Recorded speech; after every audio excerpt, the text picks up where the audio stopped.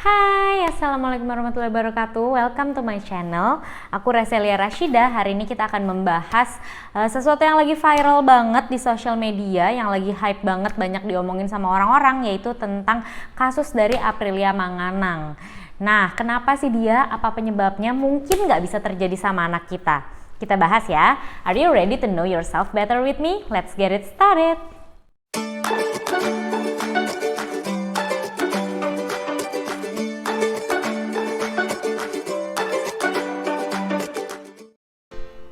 Oke, sekarang kita akan membahas tentang Aprilia Manganang. Jadi Aprilia Manganang ini adalah seorang mantan pevoli putri Indonesia yang juga mungkin kalian sudah banyak dengar karena beliau juga banyak membawa Indonesia, nama baik Indonesia di kancah internasional. Nah, akhir-akhir ini muncul berita yang menyatakan bahwa Aprilia Manganang bukan seorang perempuan, melainkan ia adalah seorang laki-laki. Sebenarnya apa yang terjadi? Apakah Aprilia Manganang mengalami transgender? Nah, sekarang kita akan bahas ya. Jadi Aprilia Manganang ini tidak mengalami transgender, tapi ada kelainan bawaan yang diderita oleh Aprilia Manganang yang biasa kita sebut namanya adalah hipospadia. Hipospadia ini bukan kelainan genital, tapi ini adalah suatu kelainan dari saluran kencing atau di bidang urologi. Nah, hipospadia sendiri ini terdiri dari dua kata. Yang pertama adalah hipos atau di bawah, dan spados yang artinya lubang. Jadi secara kalimat hipospadia ini adalah kelainan di mana terdapat muara dari saluran kencing atau ureter yang letaknya itu di bawah dari normalnya. Biasanya itu kan saluran kencing itu ada di ujung penis. Nah, pada pasien-pasien dengan kelainan hipospadia, saluran kencingnya itu adanya di bawah penis. Nah, untuk keparahannya, untuk lokasinya itu sesuai dengan keparahannya. Jadi hipospadia ini bukan suatu penyakit, melainkan memang kelainan genital atau kelainan yang dibawa dari sejak dia lahir. Nah, angka kejadian hipospadia ini cukup banyak, terutama di Indonesia. Tapi untuk penelitian saat ini di Indonesia belum ada yang menyatakan jumlah kejadian di Indonesia. Nah, untuk di dunia prevalensinya itu sekitar 1:250 atau 1:300. Untuk beberapa penelitian menyatakan bahwa di Indonesia menunjukkan angka yang tidak sedikit, walaupun belum ada penelitian yang menyatakan jumlahnya berapa di Indonesia. Memang hipospadia ini adalah salah satu kelainan bawaan di bidang urologi yang paling sering kita temukan, biasanya pada anak-anak laki-laki. Nah, sekarang kita akan membahas tentang penyebab dari hipospadia. Sampai saat ini sebenarnya penyebab dari hipospadia itu belum ditemukan. Jadi penyebabnya itu multifaktor, banyak faktor resikonya. Para ahli walaupun belum tahu penyebab pastinya, mereka sudah merumuskan beberapa kemungkinan-kemungkinan yang menjadi faktor pemicu peningkatan kejadian dari hipospadia. Salah satunya antara lain adalah adanya paparan dari estrogen atau progestin yang didapat oleh ibu hamil, terutama di usia-usia awal kehamilan.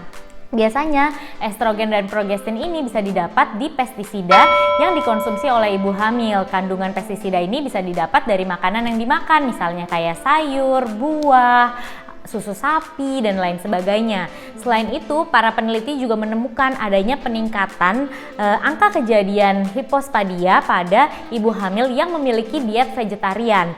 Jadi, sayuran yang dikonsumsi oleh ibu tersebut dikatakan mengandung fibroestrogen yang dapat meningkatkan resiko dari kejadian hipospadia itu. Nah, sebenarnya kondisi hipospadia sendiri ini bisa langsung kita temukan pada bayi baru lahir. Kita bisa langsung lihat dari pemeriksaan fisiknya, lokasi dari muara uretra atau saluran kencingnya ini di mana. Kalau letaknya tidak di tengah, di ujung penis, itu artinya kemungkinan ada kelainan hipospadia. Nah, untuk lokasinya sendiri, hipospadia itu dibagi jadi 3. Yang pertama adalah di bagian anterior atau di bagian atas.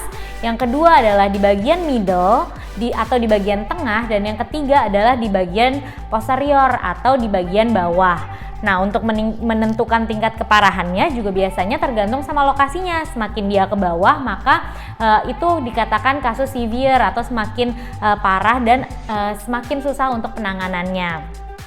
Untuk gejalanya sendiri biasanya selain lokasi ujung saluran kencingnya itu tidak tepat di normalnya, Selain itu biasanya ditemukan yang namanya korda. Jadi korda itu adalah pembengkokan dari penis. Jadi karena dia salurannya di bawah, bagian atas penis ini ototnya mengecil dan akhirnya dia mengkerut ke bawah. Jadi pada beberapa pasien juga ditemukan penisnya itu bengkok ke bawah gitu. Nah, sebenarnya kondisi hipospadia ini tidak perlu terlalu dikhawatirkan karena anak-anak dengan hipospadia ini memiliki masa puber dan perkembangan seks sekunder yang normal. Selain itu, testosteron dan androgennya juga masih normal, aktivitas seksual juga masih cukup memuaskan, tidak ada gangguan dari fertilitas kecuali kalau misalnya ada kelainan lain yang menyertai yang berhubungan dengan hal tersebut.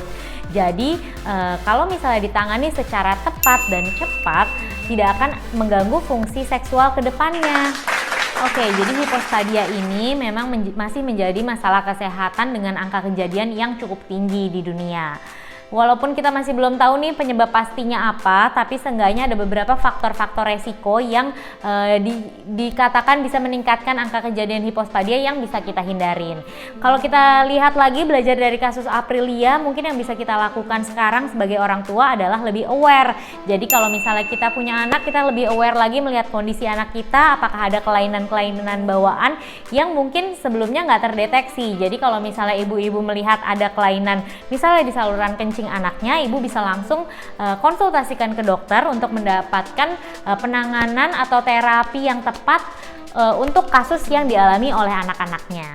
Nah, jadi itu dia pembahasan dari hipospadia kali ini. Jadi kita udah tahu nih bagaimana hipospadia, segala macamnya tentang hipospadia. Selanjutnya di channel aku ini akan membahas banyak penyakit-penyakit lain yang mungkin kalian belum tahu atau yang mungkin kita juga sering temuin di kehidupan sehari-hari.